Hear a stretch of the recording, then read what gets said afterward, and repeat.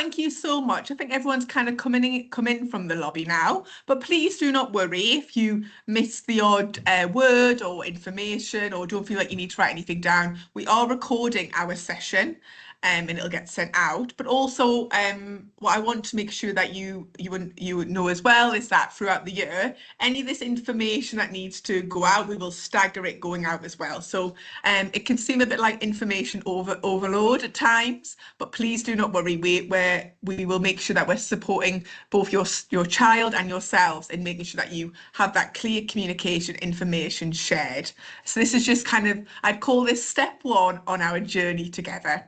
But like I said, it is being recorded, so please don't feel like you need to write anything down, anything like if you don't want to. So first of all, welcome. First of all, welcome to Year 3. Welcome back to the Academy, but also welcome to Key Stage 2. Big step up. I know it can be a bit scary. I'm sure when you're thinking, oh, we're in Key Stage 2 now. My child has grown so much. I'm sure you remember them entering their first days when they first started school, getting their first uniform. And now here we are talking about your child entering Key Stage 2. But it is our utmost privilege to have you back at the Academy next year. And we're really, really looking forward to working with all of the students coming into Year 3 next year and being a part of their learning journey, watching them grow as in their personalities, in height as well sometimes, and just developing themselves as they're growing into, even, bigger children and learners as well. So thank you so much for joining us. So today, leading this presentation is myself. So previously, you've been with Miss Hall, who's head of Year 1 and Year 2, and I'm Carolyn Brunton, and I oversee Year 3 and Year 4, which I absolutely love. They're definitely my favourite year groups, I'm not going to lie.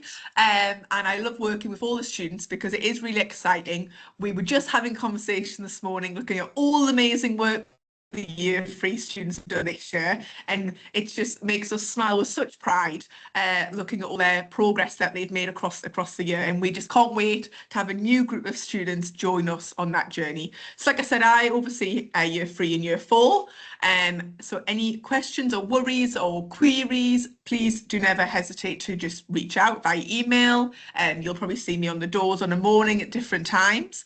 But we're also very lucky to have the wonderful head of Year 3, who is Mr. Dean, who has been in Year 3 for many years and has been leading the Year 3 team this year as well.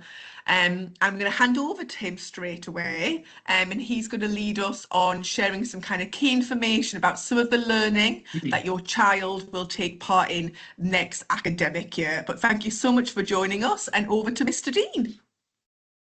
Hi, good morning, everyone. I hope everyone's all right. Like Ms. Brunton said, we are very excited to welcome you into Key Stage 2 and especially into Year 3 next year. So to start off with, in Year 3, pick up and drop off is very different, as the children are asked to become a lot more independent. Children can arrive from 7:15 as usual, but will make their own way up as to class.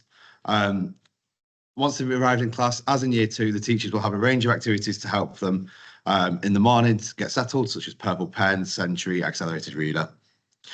Drop-off times depend on whether or your child's arrangement. So bus children will still have the teaching assistant who manages their bus, and they'll be walked down at 3 p.m. to make sure that they're on the bus in plenty of time.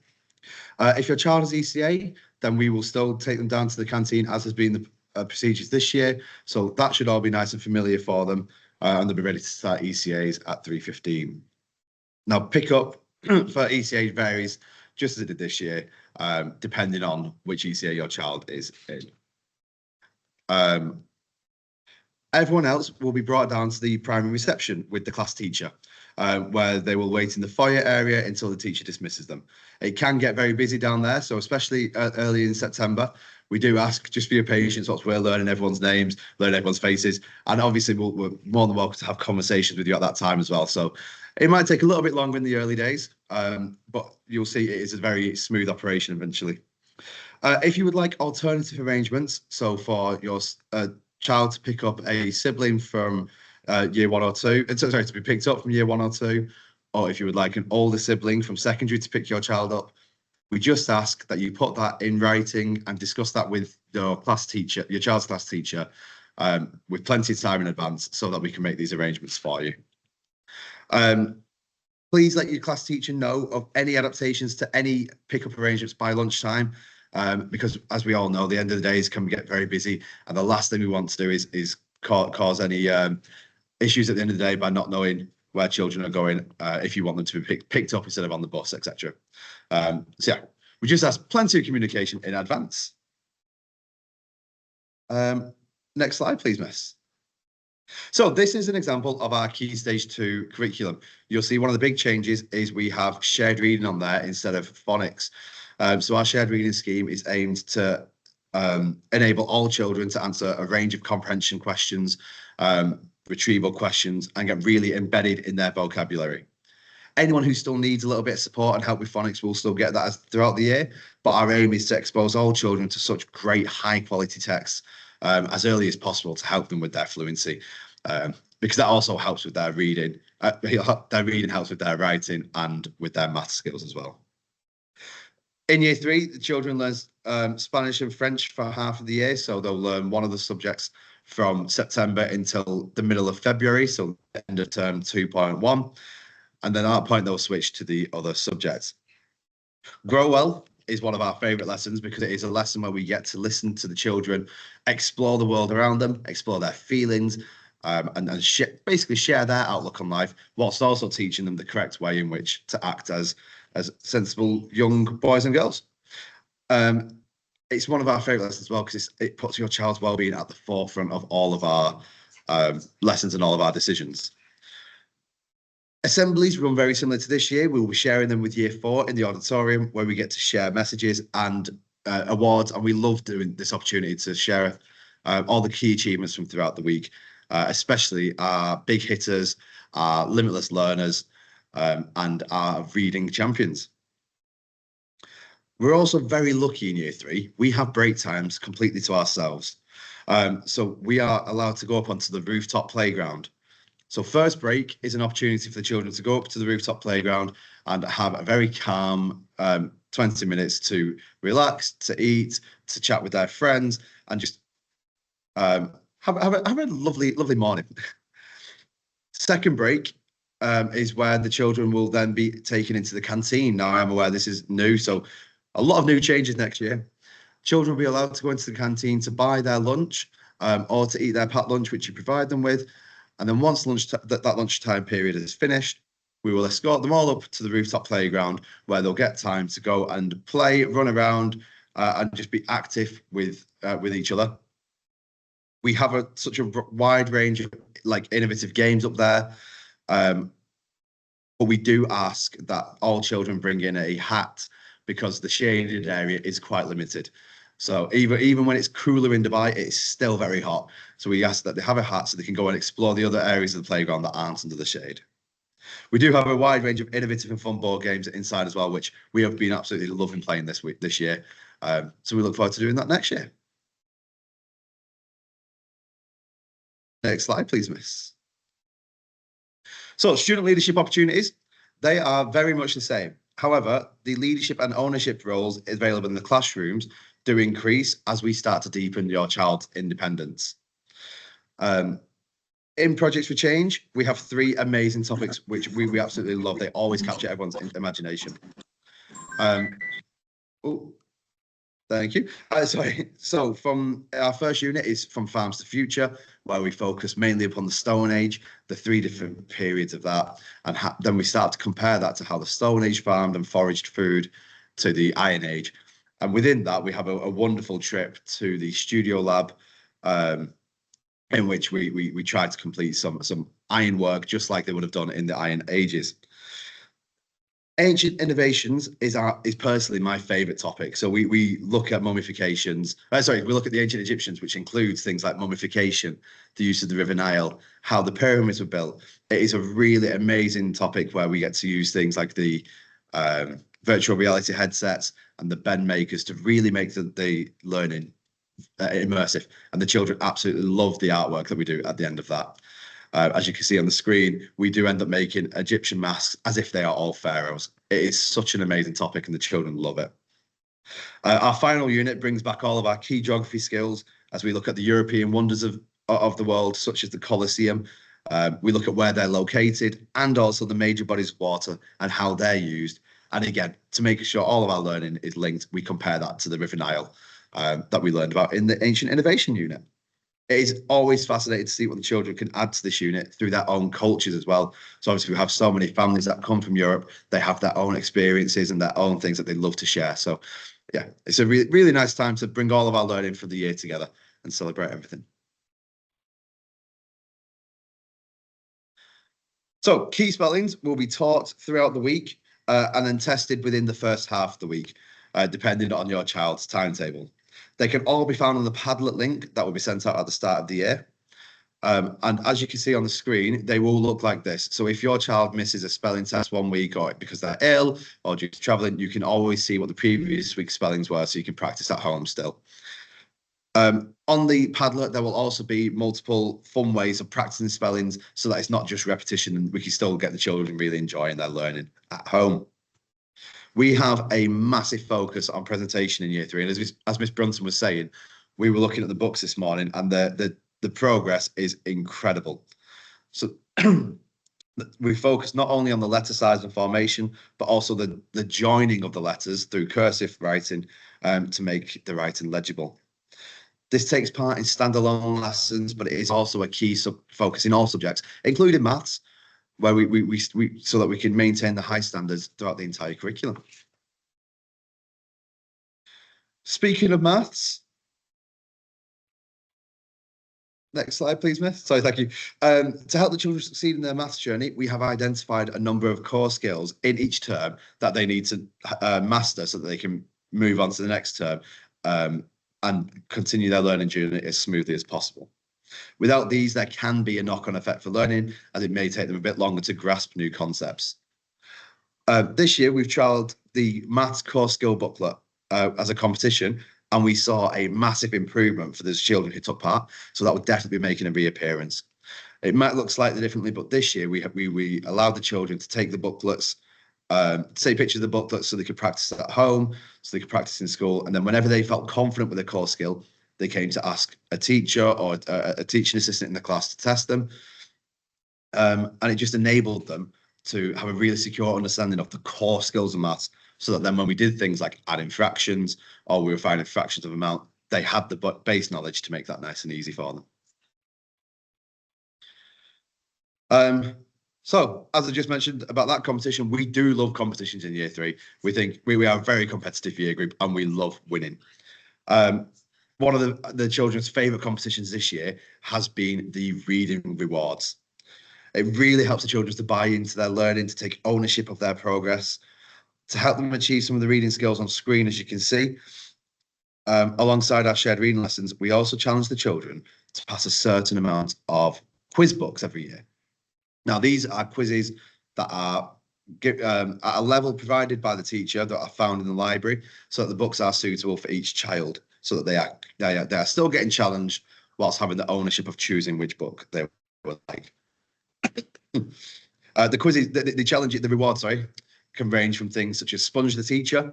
They absolutely loved sponging myself and Mrs. Cooper this year. We also hosted a dodgeball competition for everybody who passed the certain amount of quizzes. And we are very much looking forward to our film reward coming up in a few weeks for the latest challenge. To get on board, to get the children really excited about our reading competitions before we start school, we are launching a big book quiz. You should have seen this, hopefully, on our Friday emails. Our book that we want to focus upon comes up in our shared reading later in the year. It is Leon and the Place Between. It is a wonderful book full of great source of imagination for the children. This book can be found at the book fair, which starts next week. If you would like to buy a copy of it beforehand.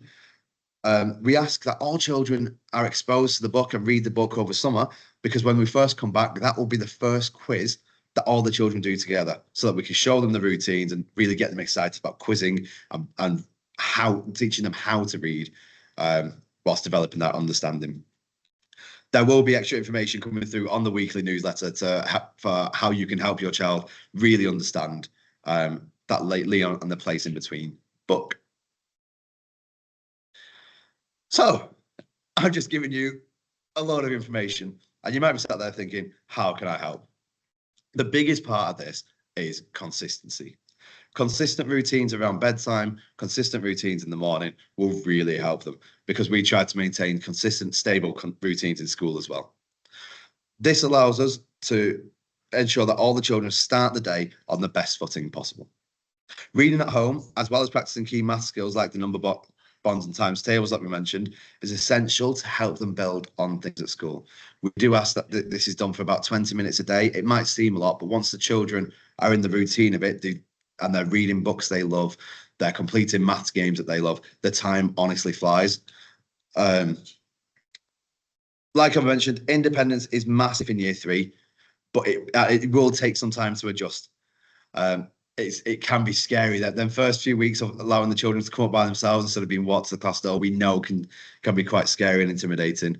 Okay, but we do everything we can to make that as comfortable as for the children, because getting them routines embedded as soon as possible and just enables them to flourish throughout the year. I've also compiled a list of useful apps and websites that we ask you to pre-install onto the iPads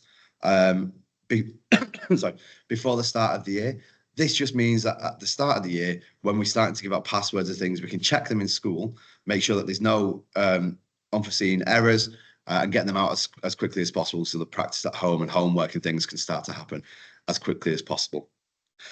I know screen time can be a concern for a lot of parents, but as a class teacher, I can assure you of the immense benefits of technology. And we have compiled together a list of frequently asked questions, which will be sent out alongside the recording of this.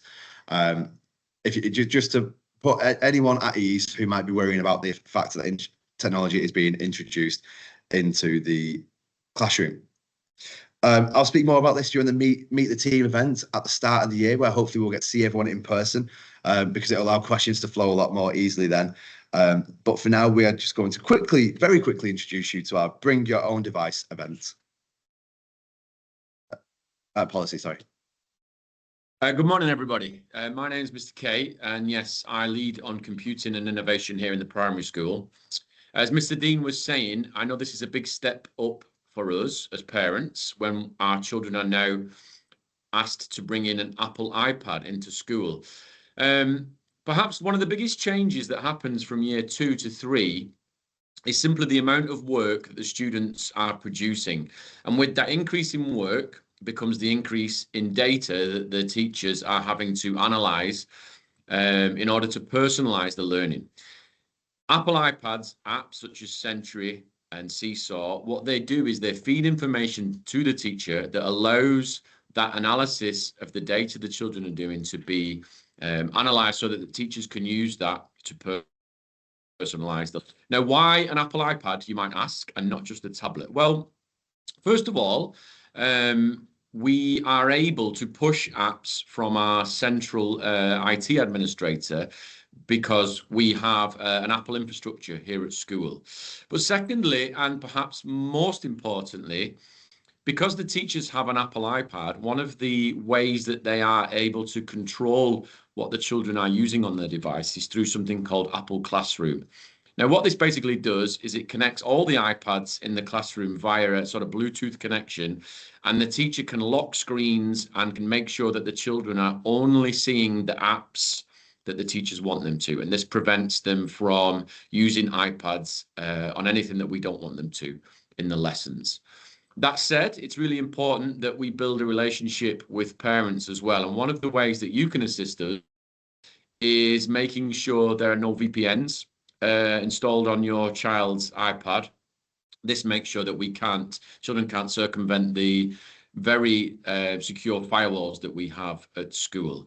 And also, you can check that there are no uploaded apps onto the iPad that you don't want yourself and that we don't want. And in terms of what we expect, as Mr. Dean alluded to, we will be running a number of parent workshops. I will be running those workshops on how to best protect yourselves and your children when it comes to digital safety. Part of our computing curriculum is the digital citizenship, and we do an awful lot on data protection, how children can surf the web safely, etc. So really, I want to allay any fears that you have about students having a device. You will be sent our bring your own device policy, as well as our safer internet use policy as well. So for now, I'm going to say thank you very much. If you do have any questions, particularly about this, you're more than welcome to send me an email. You can do that via Mr. Dean or Miss Brunton, and I'll be happy to answer them. And in the forthcoming term, as I said, I will be running some workshops that you can attend, hopefully both in person and online. So I'm going to say thank you very much. Absolutely. Thank you so much for that information, Mr. K. So obviously we have many elements, not just our learning side here at the Academy, but we are a premium British school, which means we have high expectations of our students in many regards, including their uniform that they are wearing. So absolutely, we are going to be continuing with that as we move up into Key Stage 2, because it's really important that when we have our community of students, that they wear their uniform with pride and are dressed for success. And we'll continue to give out our stickers for students who are dressed for success and ensure that we're promoting those high standards. So as you know, our shop that we use here at the Academy is Threads, where you can purchase the uniform. One of them is located, off Sheikh Zayed on in Times Square Centre Mall. That was hard to say. And in that shop, they have our full policy there. It is really important that we have just to highlight some key areas for the uniform. So I know sometimes in the past, a few parents have said that when they went to the uniform shop, the staff there have said, "Oh, you can wear the hoodie." It is not part of our uniform policy. It might be linked to another Wellington school, but it is not our policy. So I'll just clarify that now for you. The hoodie is not part of our school uniform here at Wellington Alkale. We also encourage all of you that for all the students to have the Wellington bag as part of, making sure that the students have a Wellington bag and not their own personal bag. And like Mr. Dean referred to when he was talking about the break times, a hat, and making sure that your student has a school sun hat, the cap, because in order for them to play in all areas upstairs where there's not shade, we want to make sure we're protecting our students from the sun, and so they need to make sure that they've got their sun hat. Now, something that you'll be very familiar with, and it as our students grow up and become more responsible themselves, we want to encourage that. But one thing that I would say that we do need to ensure that we're still doing is labelling our uniform. We know that it costs you as parents money, and we want to make sure that we're helping you as much as we can, but we need to ensure that labels are on jumpers or caps, etc., because when the students do take them off, because obviously sometimes they're really active in the classroom and they're getting a bit hot and the jumper comes off, and we don't want that jumper to go missing, and we want to make sure we can return it to you. So naming class is an utmost, even though our students are entering Key Stage 2. Otherwise, it ends up in the lost and found cupboard and we don't really know where to return it to. And it can be a bit confusing for students to know, is that my jumper? Is it not my jumper? So please make sure all your items are labelled. So the policy is often shared out in our weekly email, and it'll be shared at the end of this academic year again, and it'll be shared at the start of the next academic year. And we do as a team make sure we're reaching out to parents if our students are coming into school and they're not in their uniform, which means that on a swimming day, they can wear their PE uniform, and on a PE day, they can wear their PE uniform with their white trainers. But then on all the other days, so 3 out of the 5 days of the school week, they need to be in their shirts, ties, shirts to be tucked in, and then wearing their black school shoes. So on the screen for the last couple of slides, it has been our uniform policy. Like I said, that will be shared with you. Again, on numerous occasions, it'll be in the weekly email. So again, you can see some pictures on the screen of some students who are ready to learn, looking smart, dressed, professional, ready for action. And like I just said, the key notices there that I'd already shared are on the bullet points as well, including the Wellington bag and not personal bags, whether it's linked to Fortnite or, you know, a popular item, and no wheel along bags, because that is not good for dress for our health and safety. So who to contact? Mr. Dean and I and your class teacher are your first points of call. So if you need anything, nothing is too big or too small. We want to support you, and I very much use the word team. We are a team here at the Academy, and we want your child's experience, you know, from 7 a.m. till home time to be the best it possibly can in all regards. And we want to work with you no matter what. So absolutely reach out to your class teacher or Mr. Dean or myself should you need anything. But sometimes we know that there are other services as part of being a parent here at the Academy that you might need to have connections with. So the STS, if your child gets the bus, we have Samuel, who's also located down in the main reception as normal, and who you can speak to in person or drop him an email should you require something to do with the bus service for your child. Just as a note, after ECA, there are no buses. So if you do attend an ECA, your child does need to be collected after school at 4:10. Of course, if your child is absent, maybe they're unwell that day, and please make sure that you're emailing your class teacher, as well as the absence_WEC email address, which you'll be able to see on the screen, to inform us of their attendance. If we do not hear from you, our attendance officer does reach out to check where the child is that day. We monitor attendance throughout the year, and it's imperative that we have outstanding attendance from all of our students.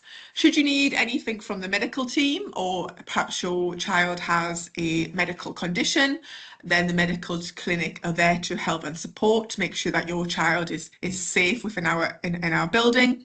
And of course, we have the reception team and the registrar who can help you with any kind of issues in regards to re-enrollment or changes in things like that. We're here available. So all these email addresses will be sent out, and of course you can come into school in person. And if you're not too sure who to reach out to myself or Mr. Dean, and we can direct you in the right direction, or get that team to contact you should you need.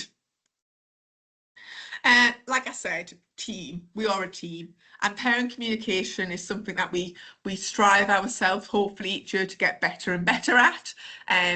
So we have lots of ways that we want to communicate with you. Now, one of the things that you might find a little bit different, as Mr. Dean mentioned earlier in the presentation, was the routine on a morning. So as our boys and girls are getting, you know, more grown up, on a morning, the students will be dropped off, or either you can drop them off at the back door, just kind of where the field canteen area is, or the front of the school, like near primary reception, and they will be walking into school and themselves up to their classrooms. So that means, of course, that on a morning, you won't be at the door seeing your child's class teacher every single morning. However, that doesn't mean the communication stops. It just changes ever so slightly. So if you do need to speak to your class teacher about an issue, then drop them an email, and we're very more than happy to give you a phone call, or to arrange an online meeting, or to email you back, or just meet you in person.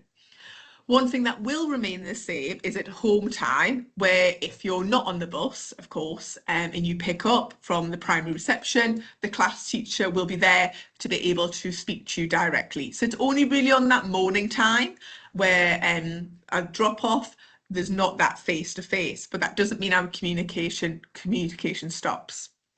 So like I said, email us if you need anything regards to that, if you do need to speak to your teacher. Please just bear in mind that the teachers are teaching, and that their priority is your child's well-being and learning within the classroom. So it's imperative that any kind of, I suppose, imperative or important messages, aka something maybe that your child's going on a play date, so they're getting picked up by someone else, or that they're not getting the bus, we need to make sure that's communicated before lunchtime, so it allows our teaching staff to read the email and then action what is needed. But we will get back to you on anything else as soon as possible. We will continue with the weekly newsletter, where key events and information is shared from your child's class teacher on a Friday. Like I said, we're always more than happy to have face-to-face or online meetings or phone calls with you to share successes and to support any kind of queries. Reports are sent across the year, as they have done this year. You'll be invited into school again next year, as you have this year, to look at your child's books and celebrate their fantastic learning that they've been doing. Seesaw, just like in year 2, we have Seesaw, so your child will have their own personal login to Seesaw, which is where they can access the learning materials. So should Mr. Dean want his children to see a word bank or a maths question for their learning, they'll be able to sit on their Seesaw, but you'll also have a separate login detail as a parent where you can do a window into the classroom where the teachers will support the students in uploading, showcasing pictures or special pieces of work for them to be able to celebrate with you at home. And we do have social media as a school, but it is a whole school only. So it means that it is run by our admin team and it highlights the kind of key information or celebrations that maybe have taken place across the term or weeks or across the year. We do not have year group social media pages. That's why we have Seesaw. We absolutely want a sense of community here at the school. But for you to be able to have that sense of community as families as well, with other families that are in the class or in the year group. So parent WhatsApp groups are great for socialising, but we can't stress enough that if there's any concerns or questions regarding anything from uniform to something bigger or something smaller, or what time's an event, please reach out to us as the class teacher or head of year or head of phase, and we can make sure that we give that official communication. Please reach out to us direct for any of that official communication. So on the screen are just some kind of top tips and reminders, just about wearing full uniform and be wearing that with pride, just emailing in if your child is sick, making sure that you're attending school regularly and on time, so all students must be in the classroom for 7:45, and making sure that any medical issues are reported, and bringing their swimming kits in to change to on swimming days. They're just kind of some top tips and small reminders that we've already shared. So on the screen now, you'll be able to see my face and Mr. Dean's face as well with our email addresses. You'll see us around the building a lot. I think one of the biggest things that I want to reassure you as a parent community joining us from Key Stage 1 to Key Stage 2, please do not worry. Mr. Dean and I are here to support, and it can seem that there's a lot of change, but we want to reassure you that any information and any changes or steps will be communicated early and promptly and in small steps. So it's not, it might feel at the moment there's a lot and you might think there's going to be a lot of change next year, and there are some different changes, but we're here to support, and we're very experienced as a team to making sure that it's very calm and very staggered for the students, so they feel so they will not feel overwhelmed, and they'll feel very much comfortable in their new setting and embracing life in Key Stage 2. So it can seem like a lot to change. Please do not worry, we're here to support you and the children. So that brings us to the end of our presentation today.